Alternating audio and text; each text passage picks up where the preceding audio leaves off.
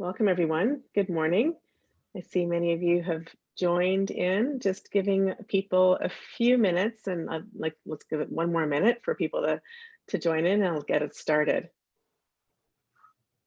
I think we have many of you here. That's great. Good to see everybody this morning in this new format, I think, for many of us for attending the ED Forum with Okazi.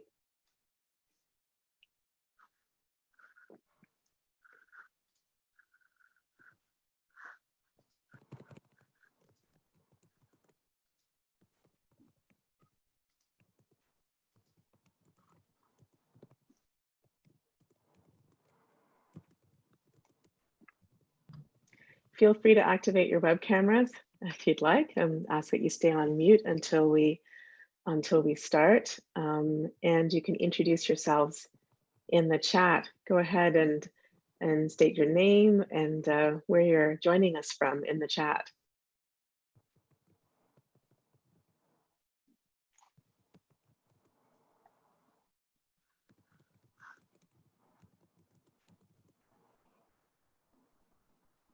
Morning, John.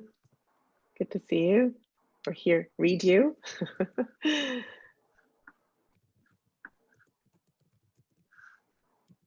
Hi, Catherine, Emmanuel, Lily, Maria, welcome.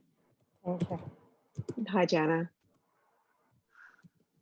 Okay, I think I'm going to get started because I think when people have had enough time to transition from their last event to this one, I'll get it started and just working with our technology. So our agenda for today. So you've joined me today to learn more about leading in a virtual environment. And so I've set up an agenda for us today because many of you, I'm sure, are working both in, and we'll hear more about this, would love to hear where you're working, some of you in virtual environments, some of you in hybrid environments, both virtual and in your offices, some part-time, some full-time. And so want to give an opportunity for us to kind of share and learn from each other, as well as I'll share some of the tools and strategies that I work with my clients on in supporting them in navigating this current environment that we're in. So we'll spend some time talking about our current environments and understand what we're all sort of managing. Also exploring core leadership strengths and challenges, and what we are kind of navigating as challenges in the environments that we're in currently. We'll also have an opportunity to develop an appreciation for your own personal leadership styles and how that's impacted in a virtual environment. I'll share a few models that can be very helpful in understanding our own styles, our own areas of focus, and ensuring that we have balance in how we're navigating the environments that we're in. And also we'll spend some time, I'll share some strategies and tools for effective virtual leadership, and some practical tools that you can use both for yourselves and also share with your teams as well. And I'll provide you with some guidance around some next steps in action planning. So everybody by now should have had access to the handout that I provided for today's session. Just want to make sure if there's anyone who hasn't got the handout, you can just let me know, but it's available for download where you access the information for today's session. So I'll ask that everybody have a copy of that on hand. So why are we here today? Why are we here today? What brought you to today's session? Of all the sessions that you could choose from in the forum, what brought you to today's session? I'd love to hear from you in the chat. Please take a minute to think about why you're here today. What brought you to this session specifically? What are you dealing with that had you say, this would be the session for me? Let's hear in the chat, please.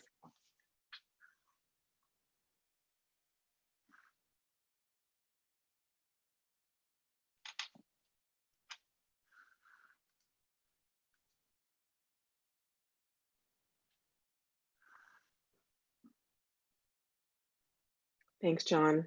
So managing virtually and need to excel and want some tips. Tremendous, thank you. Any other thoughts or reasons why? Let me hear from other participants. What brought you to today's session? What are you hoping to gain from today's session? Thank you, Catherine. Yes, leadership is a key element to ensuring employee well-being and program success. Thank you. Alexis. Yeah, that hybrid working model. Thanks, Alexis, at your agency, and further insight on how to lead in this capacity. Thank you for that. So we heard from a few of our colleagues in terms of what has brought them here. A few others are typing: virtual management and cybersecurity, virtual confidentiality. Thank you, Nuria. And supporting staff to be motivated, accountable, engaged. Strategies to prevent virtual burnout. Absolutely. Some of the tips we'll talk about today will include ways to manage that as well, Lily. Yeah, this is a frontier for many. So looking at different leadership styles and approaches for staff that are away from our reach.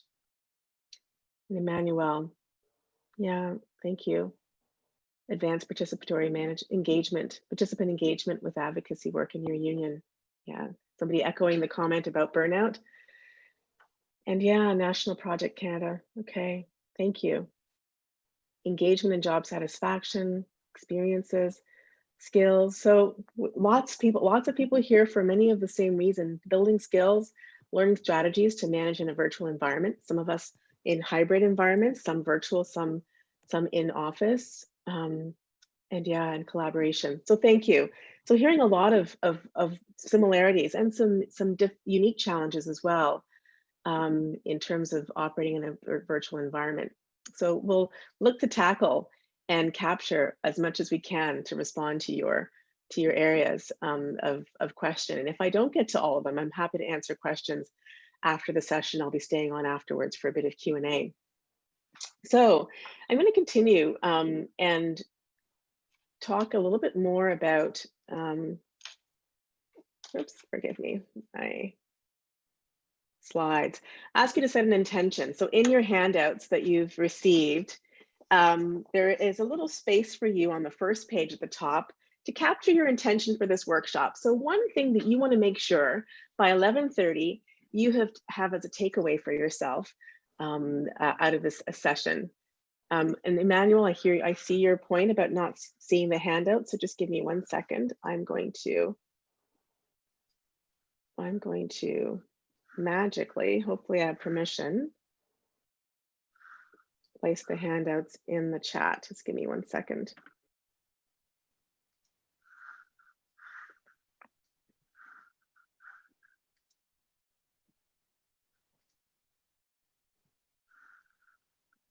I'm just pausing. Forgive me. I'm going to put the handouts in the chat for everybody. Give me 1 second. So it's just uploading. You should see it in the chat and you can download it from there. Okay, so I'll move us on just to move to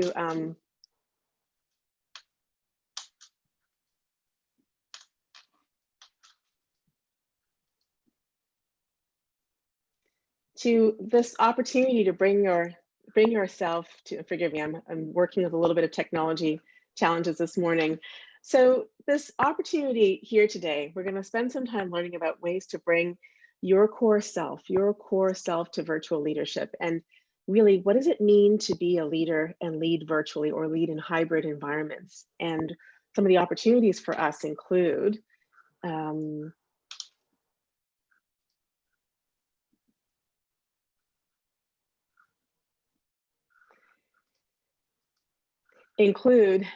a focus on self-awareness, this understanding of who we are, our experience, how we operate under pressure, under new situations that we're in. Thank you for in the chat. I see there's a bit of getting of the handouts that people are having difficulty with. So thank you for taking care of that, colleagues. So this increased self-awareness of how we operate, how we are under pressure, how we work under stress in virtual environments and under calm times in virtual environments. So self-awareness is key as a leader in the new situations that we're facing. Almost every day we're experiencing these new situations. Being aware of the impact you have on others. So under pressure or in good times, how are we interacting with our colleagues over screens, on telephones, and how are we ensuring that we are having the impact that we intend to have with our colleagues.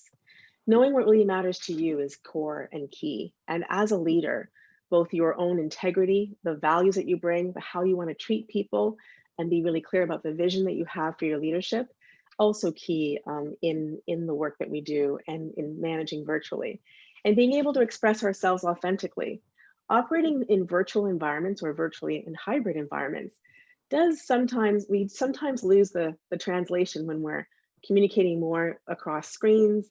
It's harder to pick up on social cues, harder to see, and the nuances, and also have those moments in the hallways that we used to have for those quick informal chats. We no longer have as ready access to those. So being able to really be authentic and have moments where you can express what's there for you and connect with others authentically is really key to strengthening virtual leadership and behaving in alignment with your core purpose and values. Certainly all another key aspect of operating, because we're operating across screens, because we're being experienced sometimes in sound bites, in each of those moments, taking the time to be really clear and operating in alignment with who you are and what matters to you in each of those moments, and be self-aware around how you're showing up. In addition to thinking about kind of these qualities or attributes of what's important about bringing your core self to virtual leadership, it's not straightforward. We understand it's not straightforward, and often we are experiencing lots of challenges in working virtually, and this is not new. We've been doing this, some of us, for 7 months, 8 months, but now as we are preparing, particularly in Toronto and in the surrounding areas, for wave 2, many of us would say we are in wave 2 of the coronavirus. These are unprecedented times, and there are a range of challenges, and both challenges and opportunities that many have spoken about. Many leaders are experiencing and have experienced over recent times. What are some of the challenges or opportunities that you've found? So many people have talked about those silver linings in the pandemic, but also many are still grappling with the day-to-day challenges that they're being presented by operating in this environment. What are some of the challenges that you're finding for your leadership currently that you're grappling with in your organizations? I'd like to hear in the chat.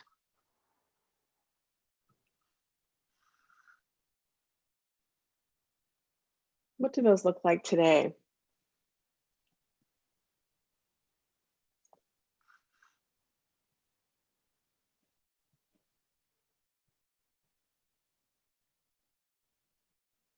Yes, thank you, Jana. Missing the connection, the water cooler talk and the laughing. As I talked about those informal chats, but just the ways of keeping up to date with everybody, now less straightforward.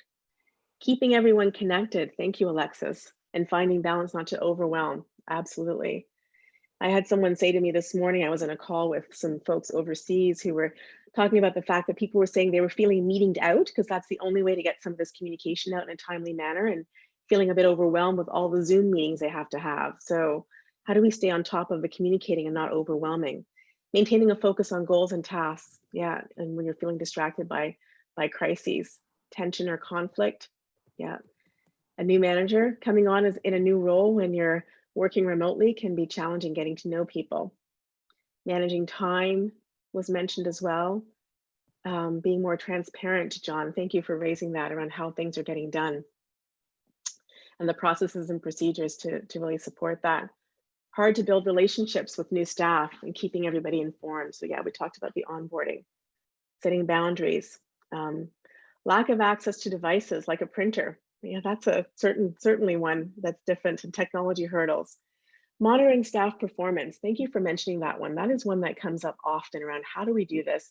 How do we support accountability? And also how do we stay on top of the things that we as leaders are accountable for that staff have to deliver on without being micromanagers? Yeah, performance accountability and monitoring tools. Nura, you've mentioned that as well.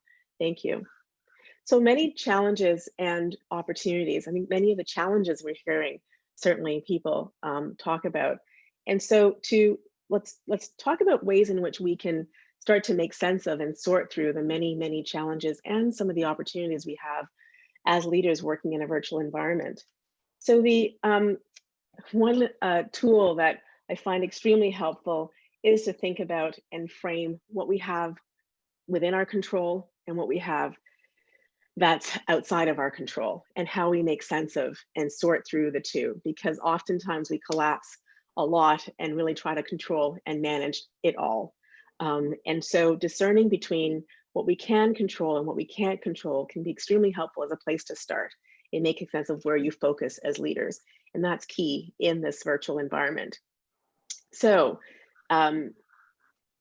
for the things that we can't control, we're often faced now in this current situation with these new circumstances, many new situations, right? Like delivering services to clients who are used to coming into drop-in programs, or doing performance reviews virtually, or managing hybrid teams across virtual and in-person locations.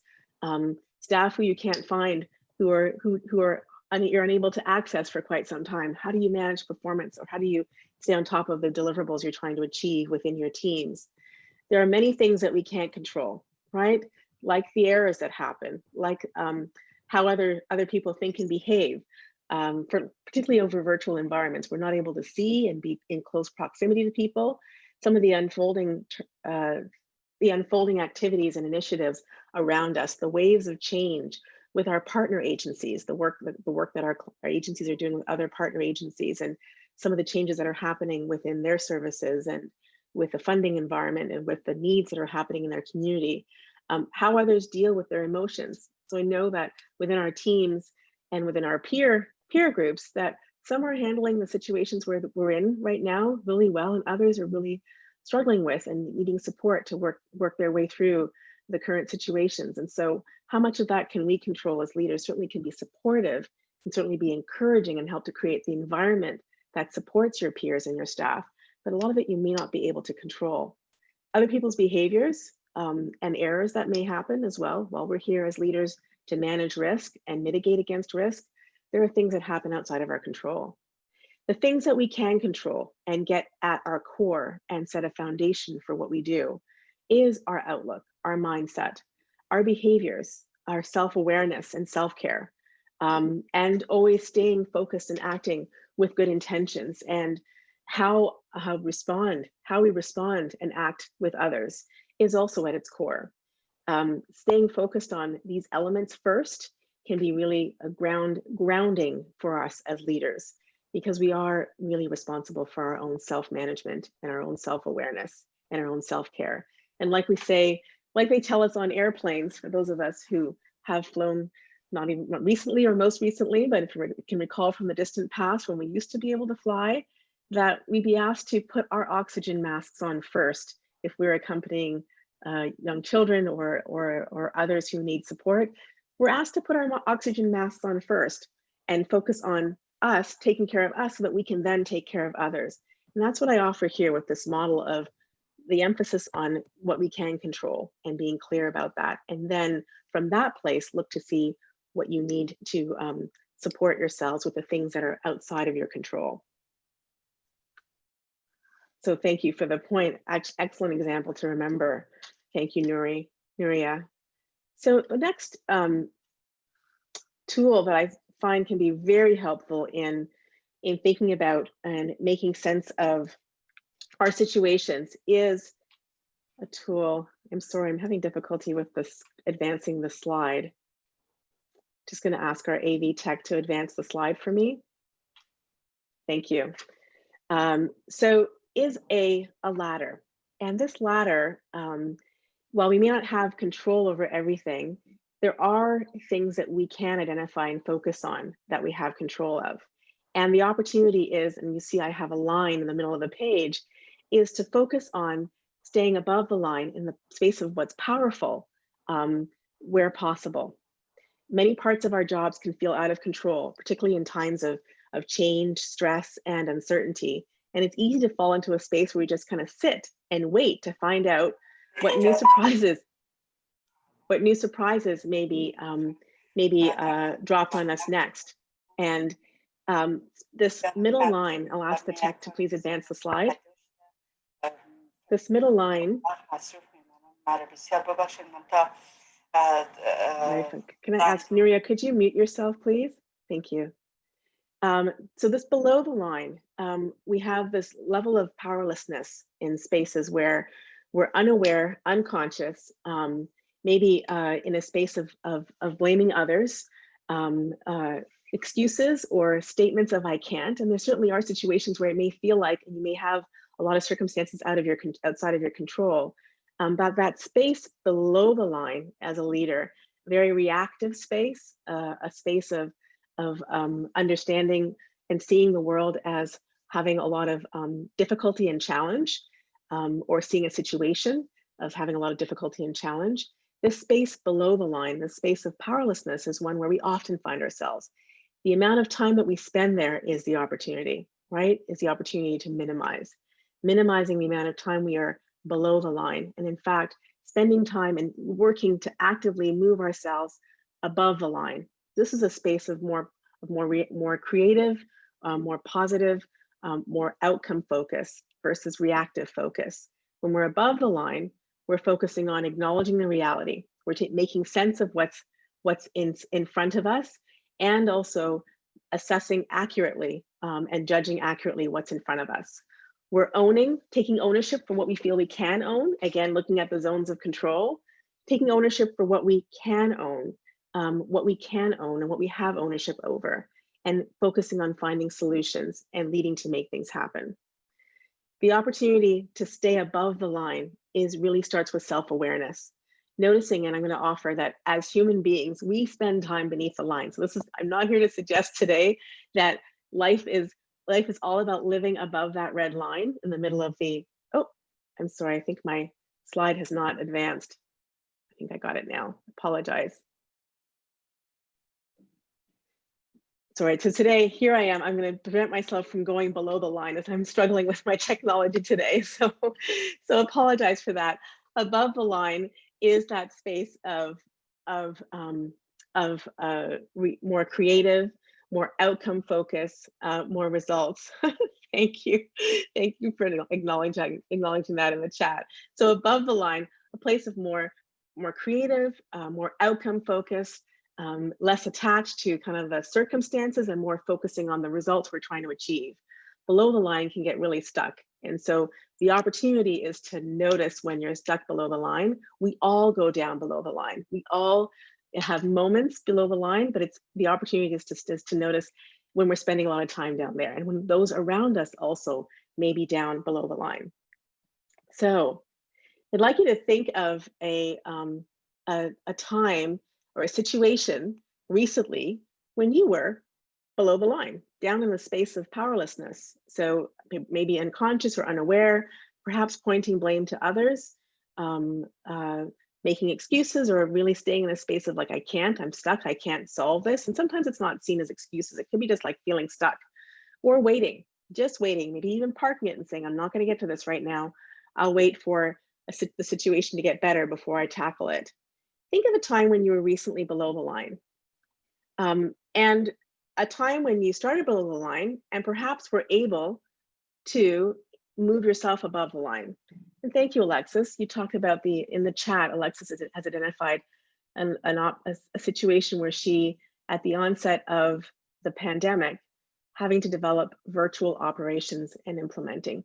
So certainly that first initial shock, or the initial situation of having to figure it all out, might have had you beneath that line and move your way up. More waiting as changes were daily, understood, absolutely.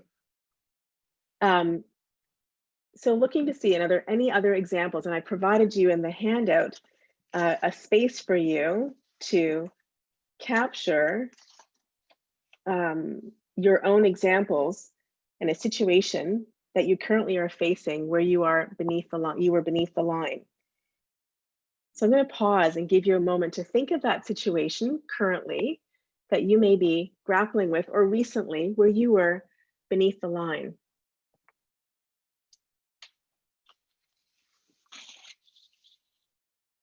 And if you're in the worksheet, it's on page number 3. Give you a moment to fill out the worksheet, because this is an opportunity for us to do the work together. So think of that current challenge that's facing you and those you lead.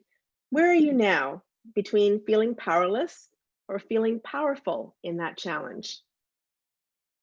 And what can you do to motivate yourself and others to move above the line? Thank you, Mike. Good to see you, Mike, or hear you, Mike.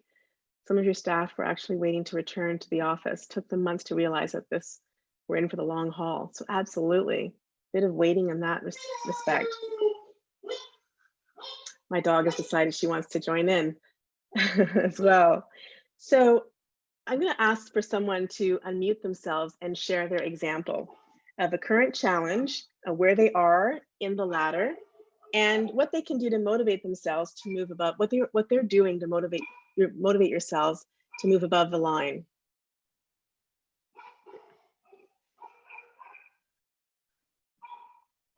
Looking for a volunteer to unmute themselves and share. Let's see.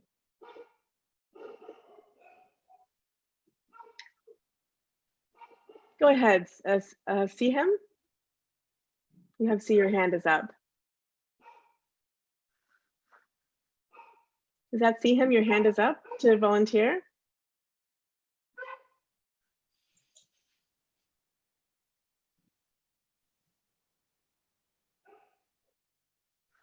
It's okay if no one wants to volunteer. Looking for someone if they do want to share their example. I can go ahead. Please go ahead. Thank you.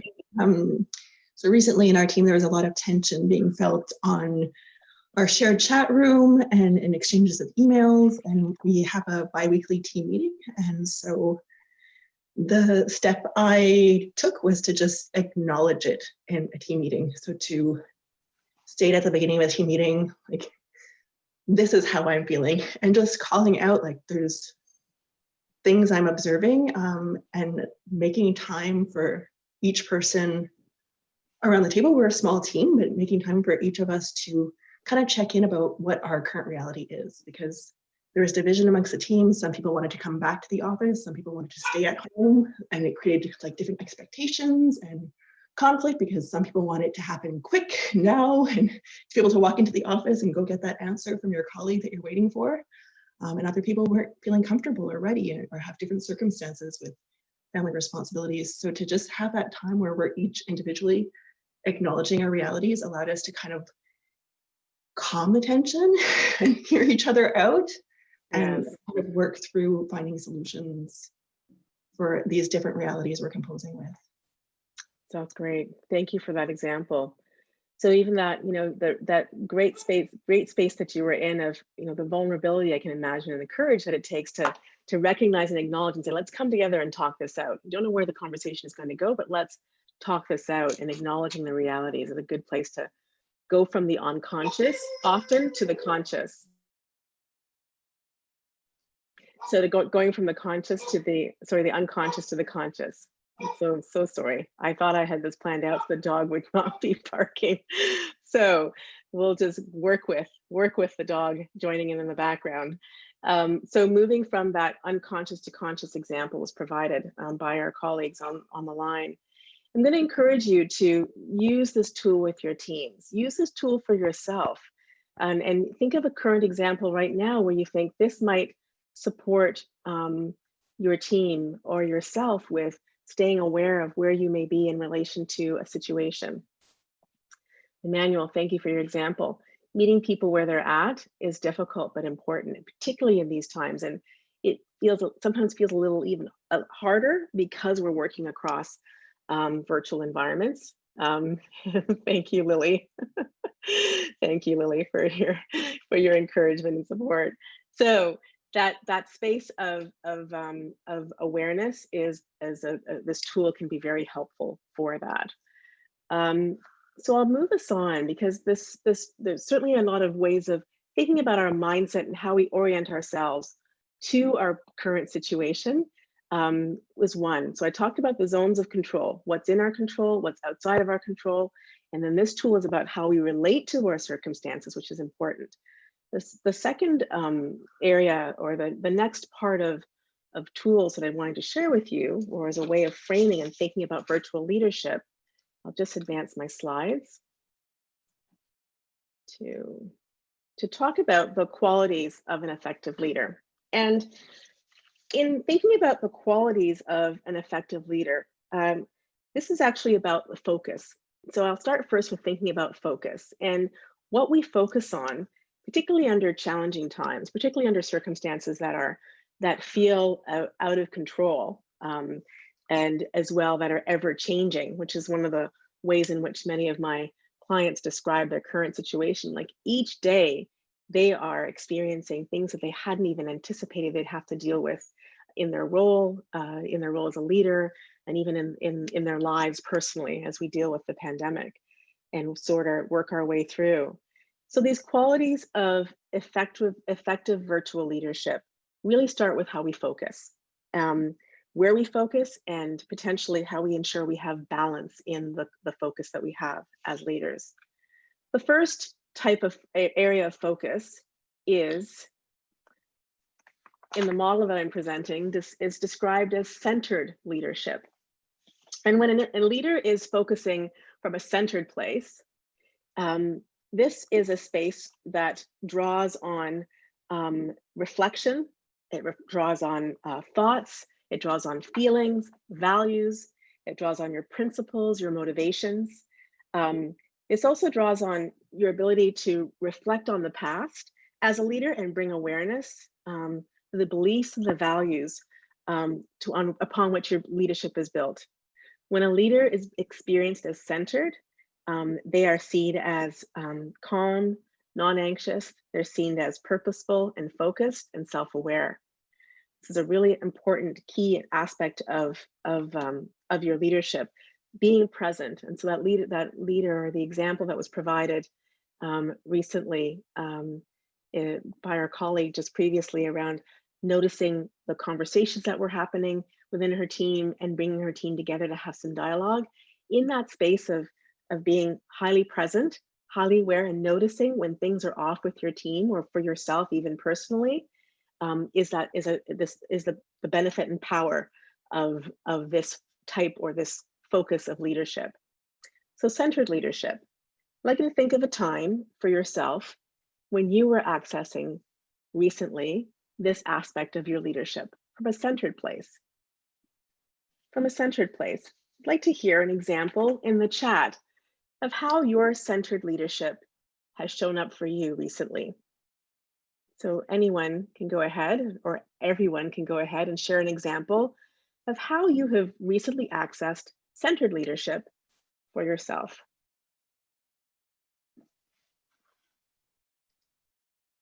And just pay attention to the chat, everyone, and we can see some of the examples as well. So how have you recently accessed or used your centered leadership?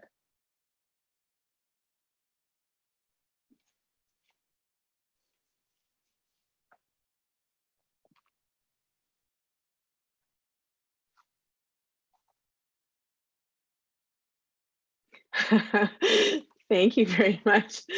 You're here in the moment. That's great. Oh, sorry, I understand now. I'm not sure you're there at the moment.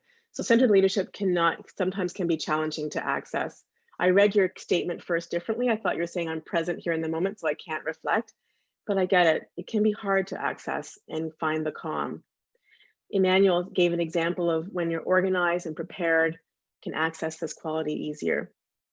I find as well in the quieter moments. So having a staff conflict, coach needs to stop and breathe and communicate before jumping to conclusions. How'd you do this for yourself as well? Yeah, we do need to take those pauses, having each other's backs, right, before we make assumptions. Thank you, Maria. Staying in the present during staff meetings, certainly. Okay, having a check-in with your leadership team. That vulnerability. So Lily, you're sharing that example of sharing that me too. I'm also having difficulty. I'm also feeling tired. I'm also experiencing uncertainty. Great space accessed from this space as well, this authenticity. And Alexis shared an example in the chat, having to adapt to in the high demands at home as well as professionally, having to reflect and being reasonable. Thank you. So relating to staff more on a personal level. So lots of examples. Thank you so much for the examples in the chat of centered leadership. So I'd ask you, for those of you who are following along in your workbook, you can take a moment now just to capture recent examples for yourself of where you were accessing your centered leadership, or perhaps where you might want to start to apply more centered leadership in your day-to-day work. This is a moment where you can take to capture in your notebook. And I'll pause before I move on to describe the next quality of leadership. Okay, so take a moment there to capture your thoughts. And I'll move us on to talk about the next quality or attribute or focus for leadership. And there's 4 in total. We all have access to all 4, but sometimes can have difficulty accessing one or more given our current situations or circumstances. The second one is called visionary leadership. And when a leader is leaning into their visionary leadership, they are drawing on more of a sort of an extroverted, more of an expressive style of their leadership. They look outwards to the environment, whereas the centered leadership looks more inward. The visionary leadership looks more outward to the environment. You assess the needs and the opportunities that exist and identify ways to fulfill them. And visionary leadership also relies on a significant amount of intuition, relying on intuition and making connections with possibilities. So looking for new opportunities, willingness to take risks, and exploring possibilities is key in visionary leadership.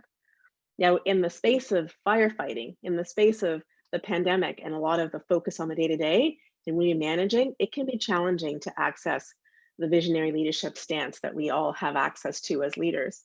And so remembering to take the time and appropriately applying this style of leadership is really key.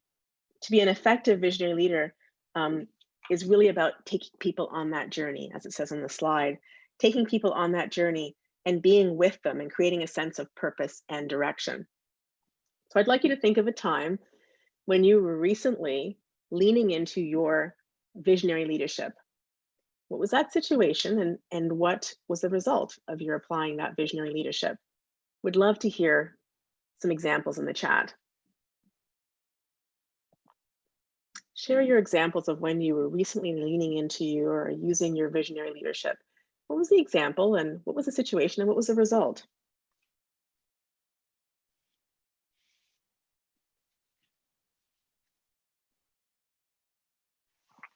Thank you, John.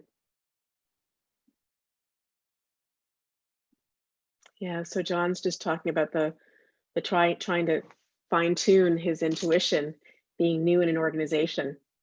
So focusing on the personal, yes. And so taking time to learn. So I'd offer that you're leaning into your visionary leadership. You're gathering the information to help support being able to express more of this for yourself, John. That's an excellent example.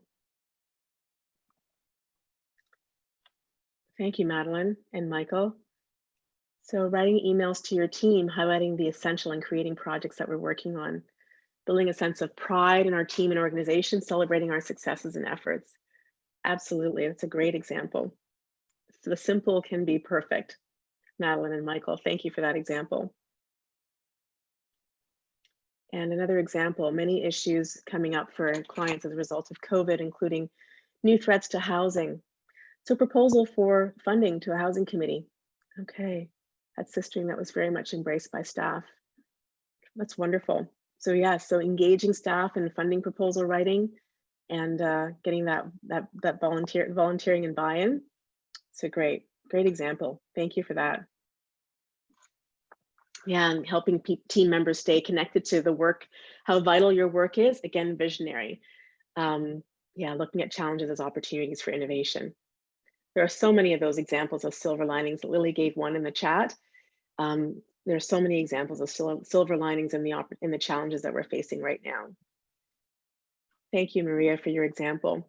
Being all being clear about what we are doing well and what we are achieving. It's easy to focus on the negative and what we're not doing right or what we're missing or where we're falling short. So that's another aspect of this visionary leadership. Thank you for those examples.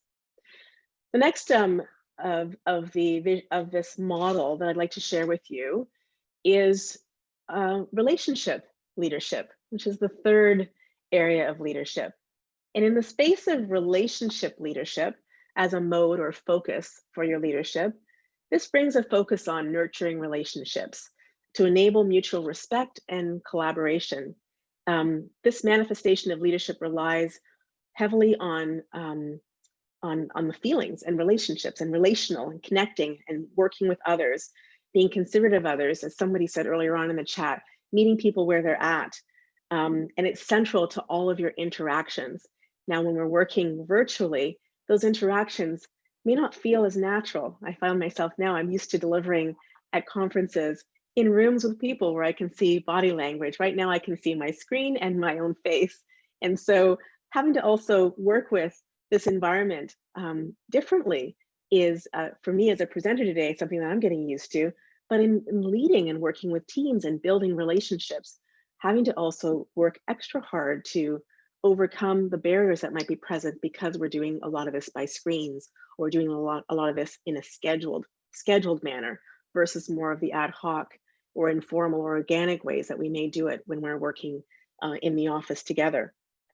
So in this aspect of leadership, we're focusing on building respect and trust, and that comes through our interactions and our connections.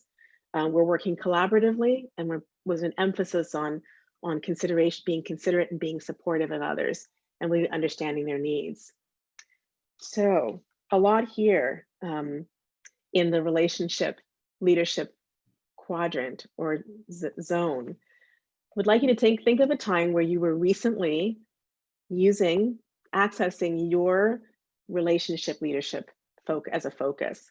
What was the situation and what was the impact? Love to hear from a few of you in the chat. Thank you, Alexis. So as a new person in her agency, Alexis talks about her focus. The first step was to build trust with staff. So yeah, hearing about their roles, what their goals are, and yeah, building trust by getting to know people and what their motivation is and what their focus is. And then you were able to hear about new ideas and felt motivated to try them. That's great. So definitely engaging authentically with people, hearing what their needs, opportunities are, and then you get to engage them in the work going forward. Thank you for that example, Alexis.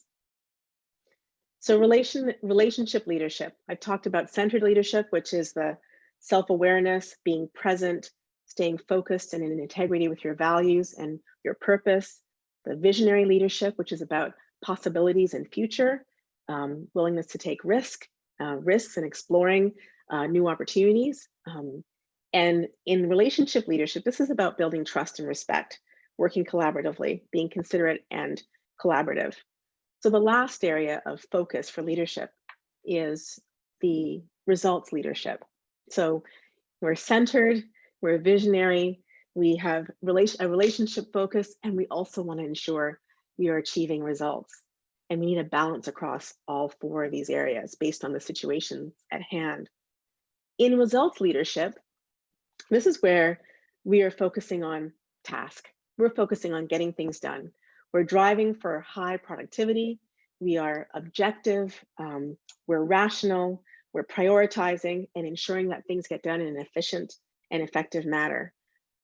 This is highly thinking and doing function of leadership, and requires that we lean into our objectivity, our rigorous and rationalizing skills, and problem solving, and being able to tackle challenges head on.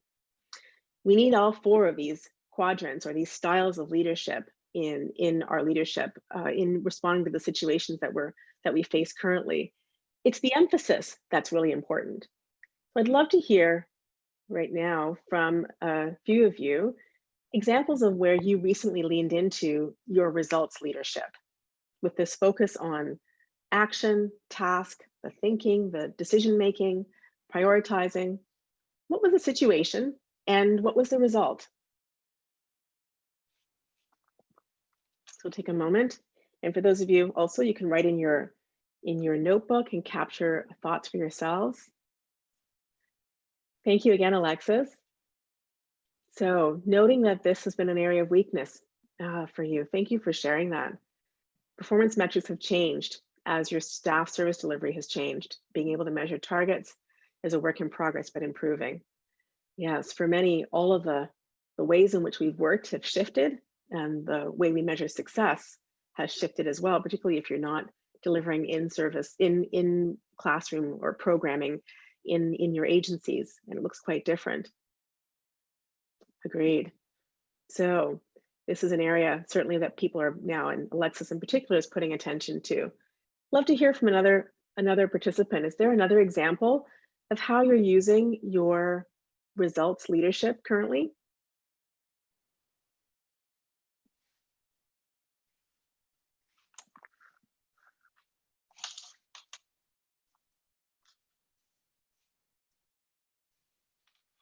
Thank you, John. So a work communication platform, yes, Basecamp, a great project or priority management and project management tool to monitor and organize the work of your team. So tremendous. That's getting very focused on the tasks, who's doing what, when they're doing them, and having it be shared so that people can also see the progress and contribute to tracking the progress. It's a very helpful tool. Catherine, thanks for your example. Finding delegation hard when working virtually. Unsure about workloads. Yeah, so definitely this space of leadership, this results orientation, getting clear about people's volume of work, what they have capacity to do. And then, yeah, making your task team-based so the load is shared is certainly helpful. Having that dialogue as a team around also where we're at and what we can take on can really be supportive of that as well. Thank you, Maria. You've provided another example, shifting to remote services, modifying your time expectations. Yeah, when we're working from home, working while at home, I like to say, certainly things often look different, particularly if you're managing other responsibilities in your home as well, like children or other family members. Nuria, thank you for your example. Being able to be available and supportive for all colleagues, working, connecting through social media. Yeah, and again, looking at another example of looking at work schedules to focus your targets and new opportunities. Yeah, another example of having to shift goals and targets and measures. So lots of things are shifting for many of you. And Mike noted the needing to be flexible. Thank you for that. That flexibility helps deliver results. If you've hired the right people, they will I'm going to assume, Mike, that they will figure out if you've got strong people in their roles, they can figure out how to make things happen with clarity on what your expectations are, certainly.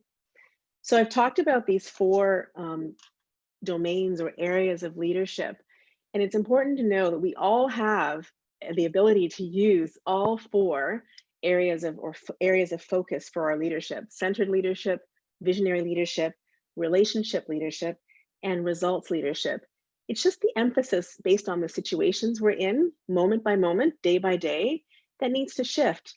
Being able to discern what the situation in front of me requires is important, because typically as leaders, we have one or more of these types of leadership that's actually a strength that we do easily and lean into easily.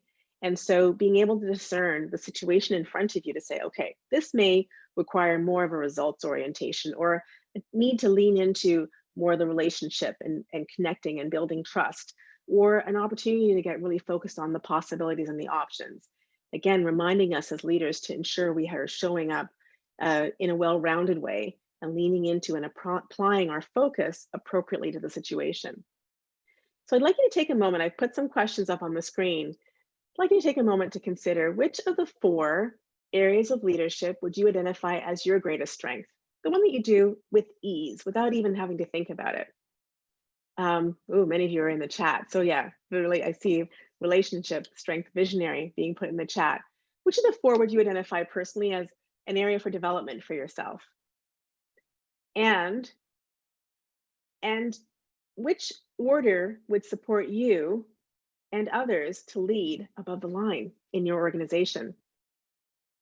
Yeah, many of you are saying all, some of you said all four, some of you are pointing out to visionary and leadership development relationship, for sure.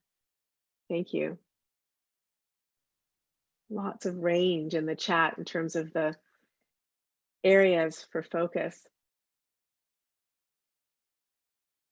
So take a moment just to capture in your notes, in your takeaways, where you want to put more attention to. And I've provided for you in your handouts a self-assessment that you can do later on. And you can also copy and share this with your colleagues internally in your organization.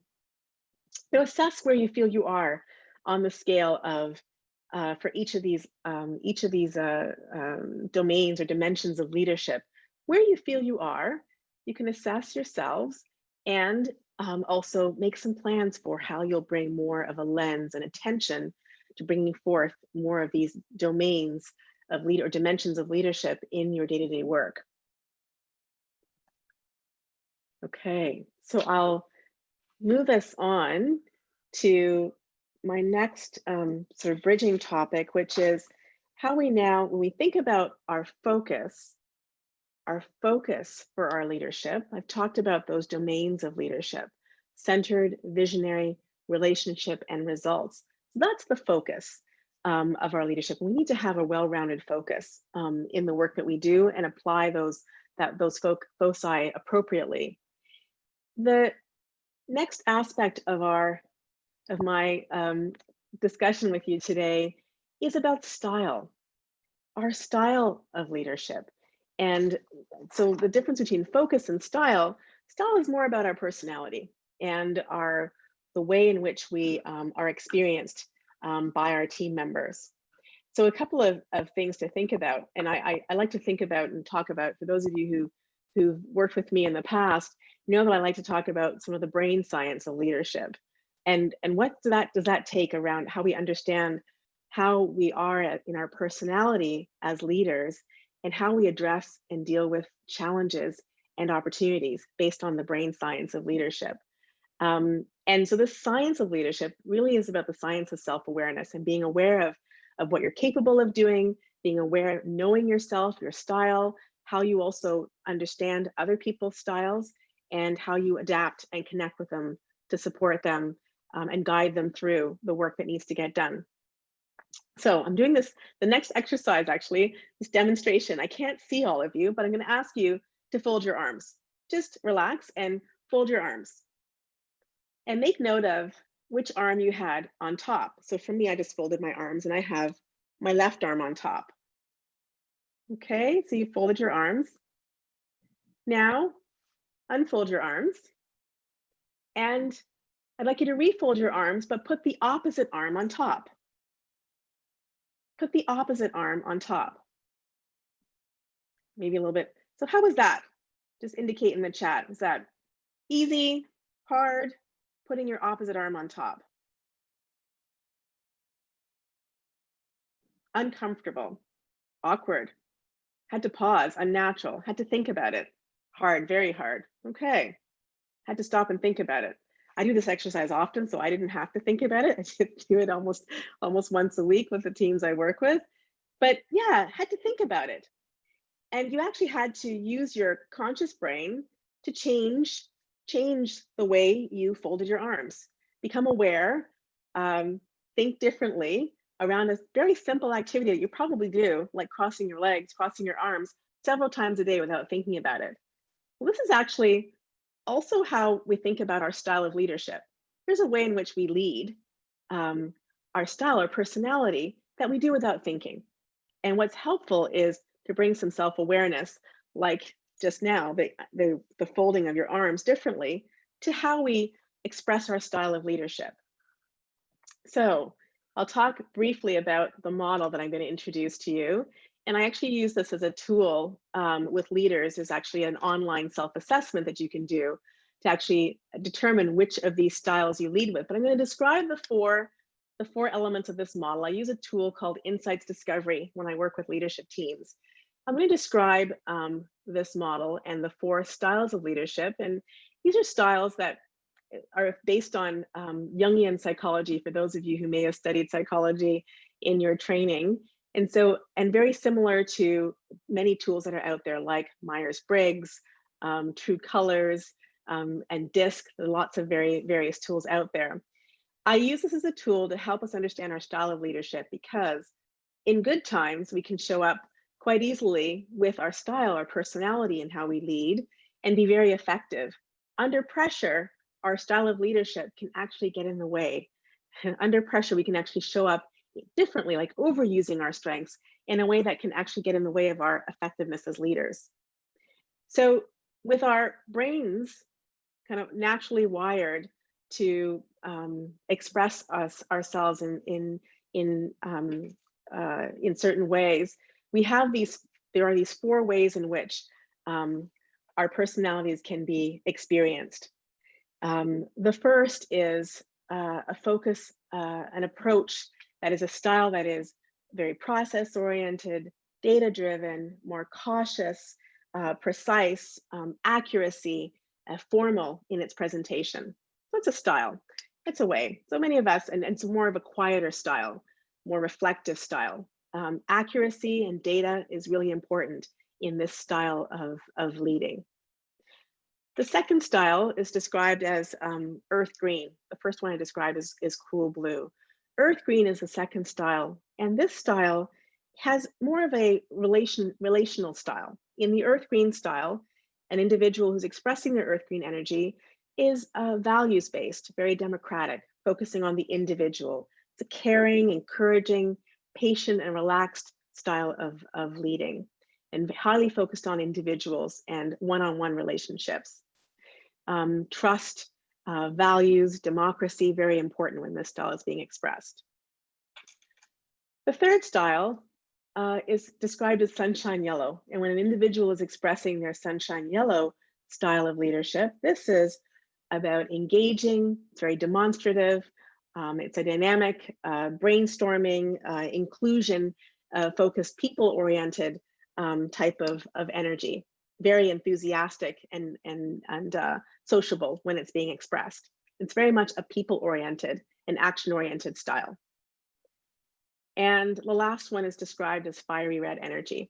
And when an individual is expressing their fiery red energy, it's a outcome, results, action-oriented focus. So driving, perhaps it's seen as aggressive, controlling, moving towards, competitive, demanding, moving towards very purposeful outcomes energy. It's about getting things done. It's a results and task-focused orientation. So for a very simple 4-color model of understanding our style, the earlier model I talked about was a focus. This is our style, how people experience us, how we communicate, how we make decisions, how we interact with others. We all have the ability to use all 4 of these styles. It's just one or more that we may have a preference for. And in understanding that, like crossing your arms, naturally, we don't even think about that style that we have and how we show up. And we're not just these 4 color energies. We have other aspects of who we are that what we bring to the table in terms of our values and our experiences and our training. This is just one aspect of describing how people may experience us. And so, like folding your arms, naturally, for me, my left arm over my right, I don't even think about it. And so naturally, one of these styles may show up in your way of interacting with others. So I'd like you to think about, of these 4 styles of interacting, which one do you feel you use the most? Which one do you feel you use the most? Or have you been told that you've been experienced with the most? Are you more process-oriented, more data, results and accuracy? Is it more relational? Lots of earth green, sunshine yellow, more engaging, demonstrative? Is it more about results and action and moving forward? So green, green, green, red, green, yellow. So blue. So lots of range in our room today. Thank you for sharing. Thanks. Oh, hi, Sahar. Nice to read you. So lots, yeah. So lots here, blue, red. So, and yes, and many of us may lean into more than one as a preference. So it may not be just one, but yeah, several of you have identified a single. So notice that, yes, we have these styles. this way of being experienced. Now, in the pandemic, in situations, and Nuria actually made a point, I'm just going to jump into the chat for a moment, that she is primarily green, but need to be red sometimes to meet targets. Absolutely. So we can adapt and lean into a strength, a style to the situation at hand. Now we have these strengths, these points, the ways of being, these styles and ways of being in good times, show up quite effective. Then we have the pandemic. We have situations that create a lot of pressure. We feel stress. We are overloaded, overwhelmed in many cases with certain situations we have to tackle. And so these color energies can get overused under pressure, under stress with certain people in certain situations, and they can actually show up as being ineffective. And when that happens, we see this. We see our cool blue energy with that emphasis and focus on data and accuracy and being detached and focused, can show up with being maybe cold or aloof, or be experienced as being perhaps stuffy or even indecisive with that need for more information. Our fiery red energy, under pressure, under stress, driving towards results, can be seen as intolerant, driving. And yes, we all need to have some fiery red sometimes, but that overuse of the fiery red in certain situations can actually be ineffective because it can be experienced as being driving, aggressive, controlling, perhaps even intolerant and overbearing. Our sunshine yellow energy, which was really effective in bringing people together and engaging and creating new possibilities, can then get overused and be experienced as hasty, frantic even, and perhaps excitable, right? So again, remember, under pressure, these strengths have a dark side, a shadow side. Our green energy under pressure, which when on a good day is relaxed and patient, inclusive and democratic, under pressure can be seen as stubborn, can be seen as reliant or bland or docile, moving away from the fray or intensity, right? So knowing that under pressure, in certain situations, our styles can also be experienced as ineffective. So being aware of that tendencies that we have, which we're already probably quite self-aware of, is a really important aspect of how we show up and do the work that we do in virtual environments. I'd add that the virtual environment also adds another layer of complexity around how we then show up in the strength side of our styles, and be mindful of the risks of the dark side. And so, what are some of the tips in using in a virtual environment that we can be mindful of? So, for those of you who talked about leading with the style of cool blue energy in a virtual environment, great opportunities for you to lean into that strength and bring that strength to your team, right? So opportunity to look at, I'm just going to adjust my slides just here for a moment. So with that strength of cool blue, smaller and more frequent check-in meetings with each of your team members. So those may be quick Zoom calls, having quick 15-minute chats with your team, or as somebody said to me earlier on this morning, I actually picked up the phone and made a phone call the other day, didn't have a Zoom call. Yes, we can do the same, having these quick check-ins, regular daily stand-ups with the team, where there is equal airtime to share focus, and bringing structure in chaotic environments, leaning into that, that skill, the skill that we have of cool blue. That's a great opportunity. And many of you may say, well, I don't really lead with blue, but these are some great techniques as well for me to apply. So absolutely, you can use these for yourselves. The second area, which is, one second, just advancing my slide, is earth green.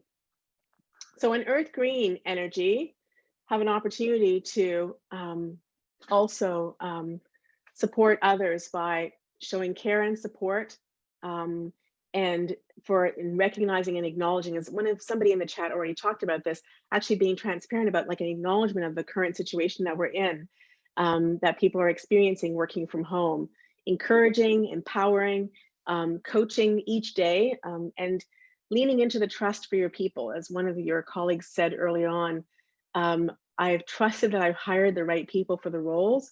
As long as you're clear about expectations, giving them the space to be able to deliver on what's expected of them.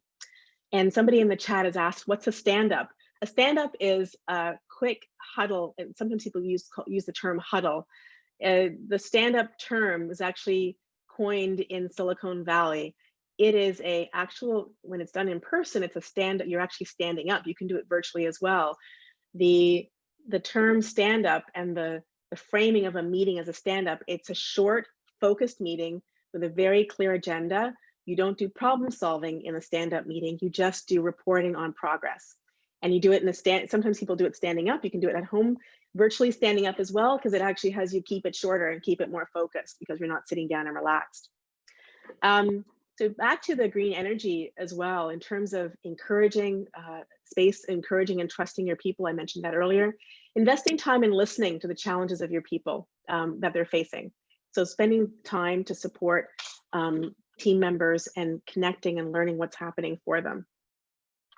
Lots of great ideas that are being shared in the chats in terms of strategies for ways of connecting. So continuing through to talk about those of you who talk about your leadership style as sunshine yellow. So for those of you with a style as sunshine yellow, great opportunity to contribute to your environment through creating relaxed and fun environments for your team. So I just actually am looking at planning our staff for my organization, our staff party, and how to do this virtually and how to create our holiday party virtually. So we're doing the planning from now and thinking about ways to engage and have fun as we celebrate the end of the year as a team. And that's part of my leaning into my own sunshine yellow energy as well. Embracing the new situation, being playful and agile in changing circumstances. So the glass half empty or glass half full? What's possible with these new situations? That's often the lens that's used in sunshine yellow energy. And then exploring ways to connect and collaborate as a team through different technologies. Many of you in the chat are talking about using WhatsApp, Microsoft Teams, different platforms to support connecting. I also had a team the other day that sent letters by mail to each other, sent packages to each other by mail. So finding ways as well to connect. And I see someone talking about doing virtual lunches. So yes, this is all about connecting and engaging in this style of leadership. So our next one is to, let's move our slide, is our fiery red energy. So for those of you who lead with fiery red, this energy, setting a rhythm and pace where your teams are focused on top priorities and key deliverables for that day. So one of your colleagues in the chat talked about using an online project management platform. That helps everybody to see what priorities they're working on for that week or for the month or for the quarter, what's expected of each person, timelines, and the deliverables that are required for each.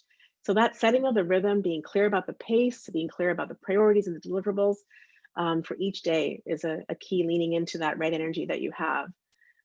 Much shorter and more punchy meetings, that seems to be a focus here as well, having these focused meetings to address issues and blockers, and highlighting small achievements and creating a forward momentum. So somebody in the chat maybe about a half an hour ago also talked about summarizing achievements for their team and for their organization as a way of helping people stay focused on, we're actually moving forward, we're making progress, even though it might feel like and seem like we are working through a lot of challenges.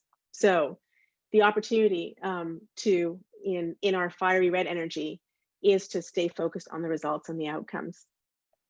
So I've given you some tips and strategies, and in your handout as well, I've reproduced for you many of the tips and strategies that I've just presented around these 4 styles of leadership, which are important in considering both how we show up and how we're experienced by our colleagues, and also how we manage the overuse of these styles as well. And I think my slides gave you some examples of ways in which these can be overused.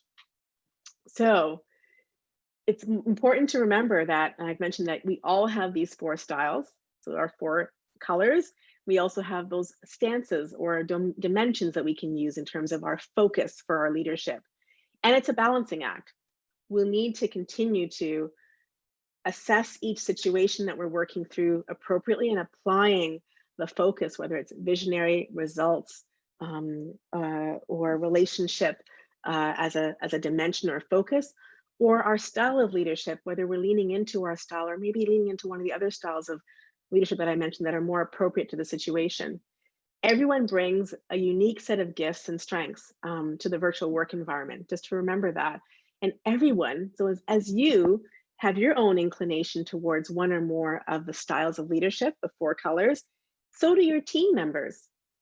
And so it's certainly important to remember that as you have a preference for focus, process, relationship, engaging, outcomes, so do your team members, and to speak the language that really supports everyone being engaged. And I'll offer, when you have a broad team, you want to make sure in your communicating, you're using all 4 of your styles, all 4 of these styles of leadership. So you're talking about the process, you're referring to the outcomes, you're engaging people with yellow energy, and you're also thinking about the individual needs of your team members as you're communicating and as you're interacting with your teams.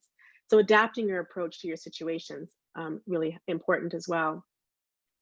So in terms of our motivating of others, that balancing act, this certainly is an opportunity for us as leaders as well, and to do this across our multiple environments. So take some attention and some planning, as many of you talked about in the chat, that you have been putting attention into using different platforms and use of different technologies or different techniques for meeting.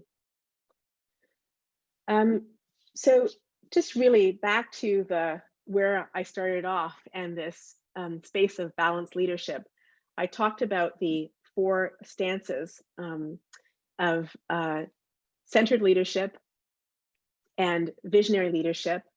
So that staying grounded, that anchoring in the possibilities, being clear about the options for the future, the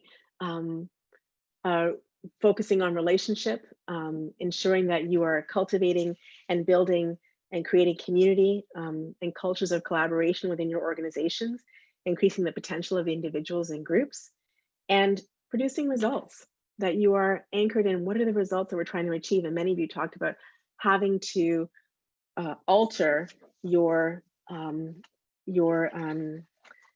approach to leadership because of the needs of your alter your approach to defining and measuring results because of the changing environment that you're operating in and how you're delivering services.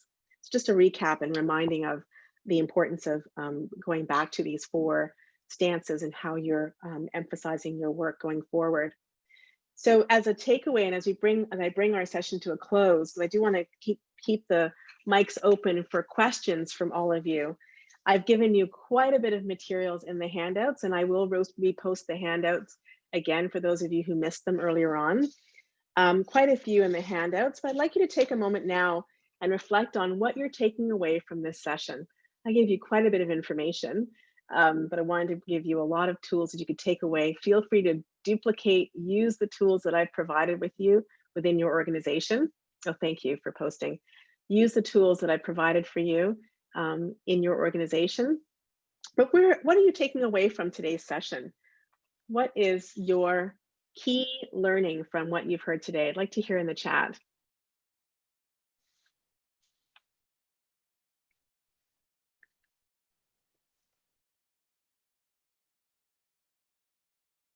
You have a lot of control. Yes. So we are in virtual environments, and while there are a lot of things that are outside of our control, we've got a lot that we can control. And so how do we make sure we stay attentive to that, stay focused on those elements, mitigate the risks of the things we can't control, and pay attention to what we do have in our control and master that. Thank you for that example, Manuel. John talks about carving time to focus on your weakness, which is visionary.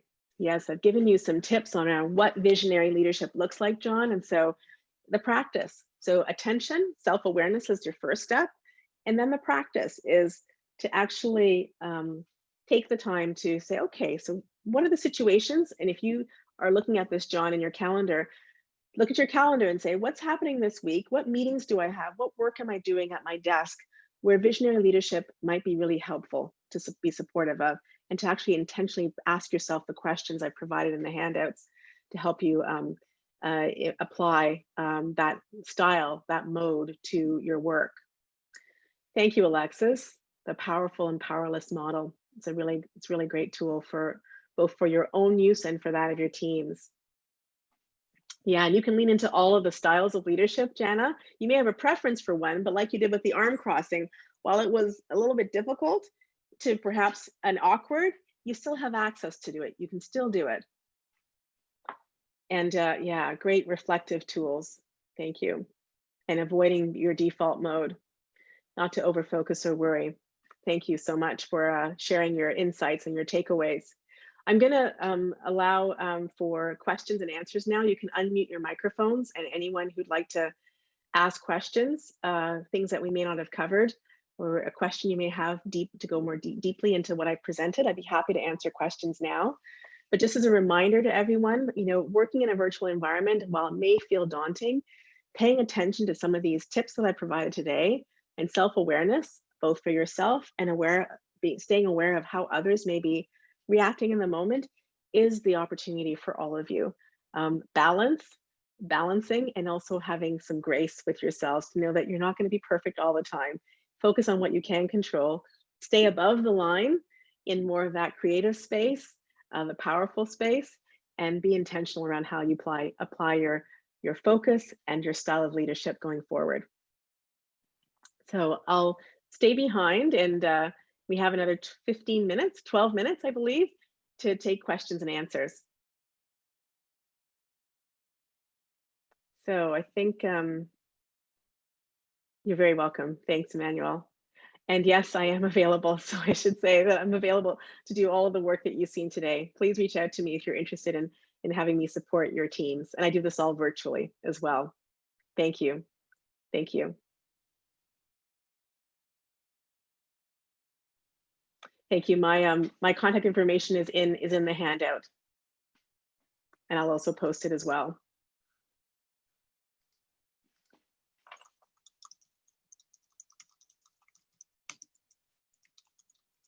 So I've posted my email address for those of you who wish to reach out to me. Thank you so much, guys. I'd love to hear from you.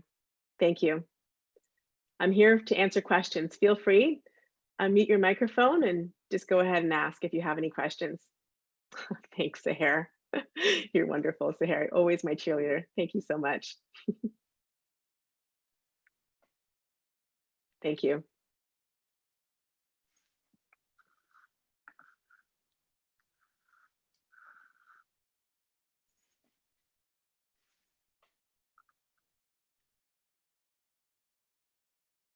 Thank you.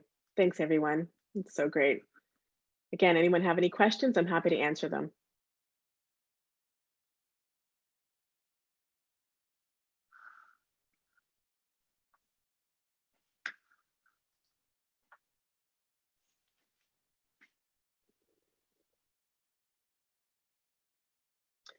Yeah, thank you for the question. So how to handle someone who's stuck in powerlessness. So I'm just going to pull up the slide. Forgive me for going back. So if you have the handout in front of you, the space in powerlessness, for the person who asked the question, where on the ladder are they, would you say? Where in the powerlessness? So there's a couple of rungs there: unaware, blaming others, I can't, or waiting and hoping. Where on the ladder do you feel they are?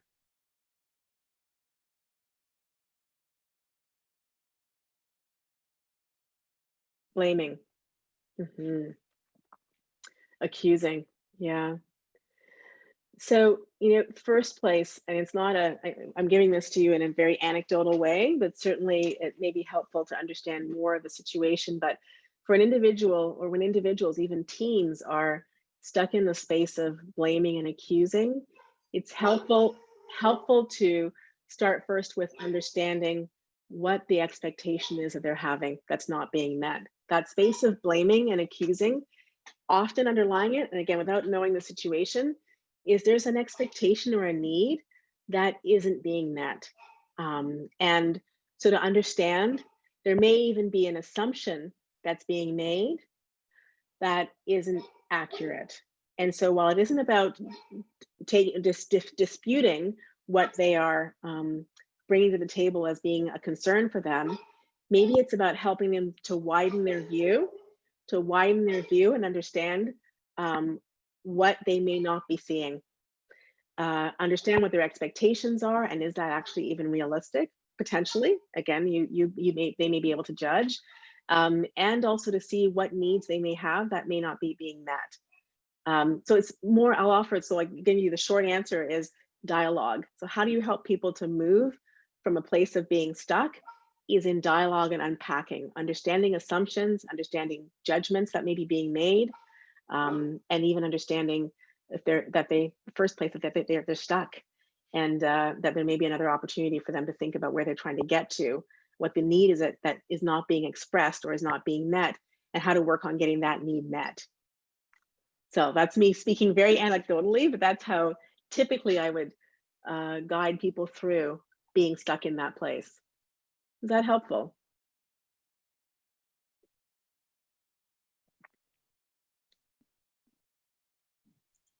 Thank you. I'm just going to put on my mic and say thanks. That is helpful. What I'm witnessing is kind of a dynamic between two people where the blame keeps going back and forth. Like there's misinterpretation of a tone in an email, and then there's tension, and then it's her fault because she spoke to me this way and she shouldn't speak to me this way. And it's really kind of a struggle to kind of repeatedly, I'm thinking in French, désamorcer, like to tone it down, to like bring them back, each of them back into avoiding that misinterpretation. Yes. And kind of like you're saying, getting back to, okay, what are the expectations and like what are the needs that aren't being met here that are causing this kind of mutual triggering back and forth? So thanks for that.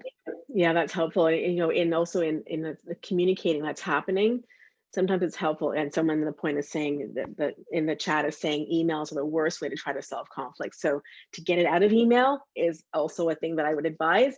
Get it out of email and get it into screens where people are, if that's possible, or even more connected and out of the email, so they can actually have a real-time conversation, whether it be by phone or if they can access screens by a Zoom meeting.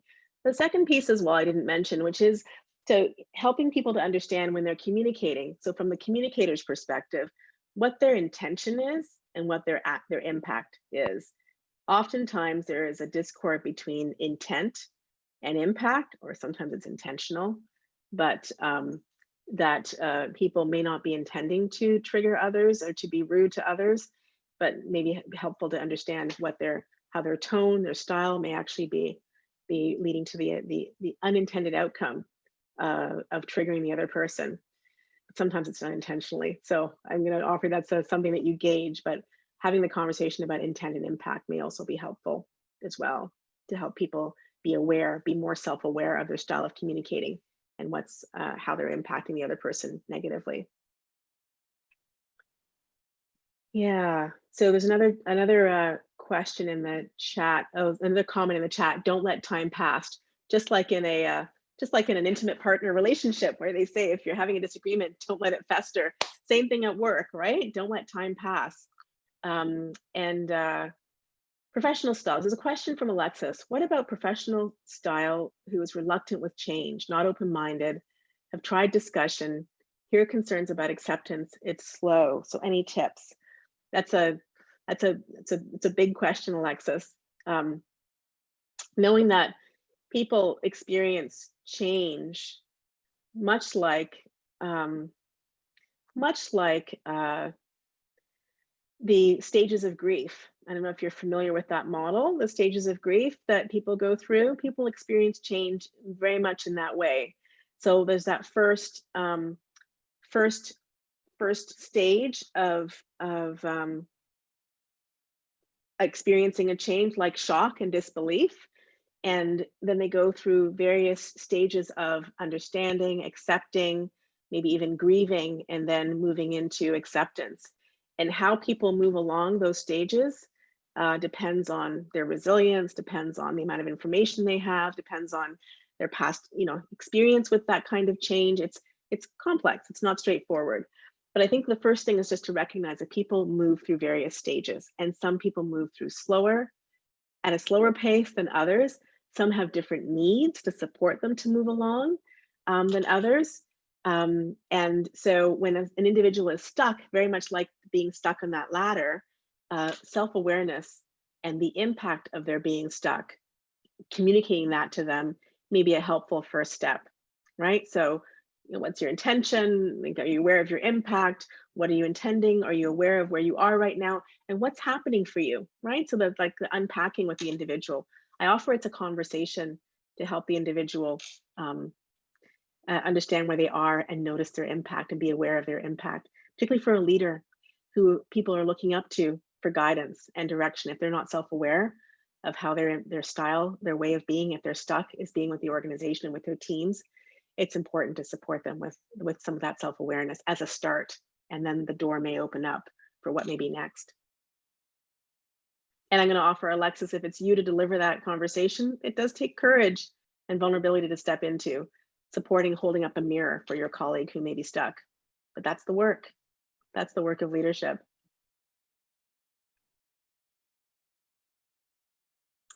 So, any other questions? Still see a lot of you here. Thank you for hanging out to listen. Anyone else have a, go ahead. Hi. I just really, really appreciated this presentation, especially for now, and being able to have some applied knowledge is excellent. Thank you. You're very welcome. So with there being no other questions, I think we are going to come to an end. It's just 2 minutes before close. Thank you so much. I'm so pleased that you received value from today. I really enjoyed being here with all of you and working with this new way of delivering the ED forum at OCASI. Thanks so much. And for those of you who still have questions, feel free to email me. Happy to set up a call, have a chat, and I'm available to provide workshops and PD for your organization. So feel free to reach out. Thanks so much, everyone. Take care. Have a good rest of the day. Enjoy the rest of the conference.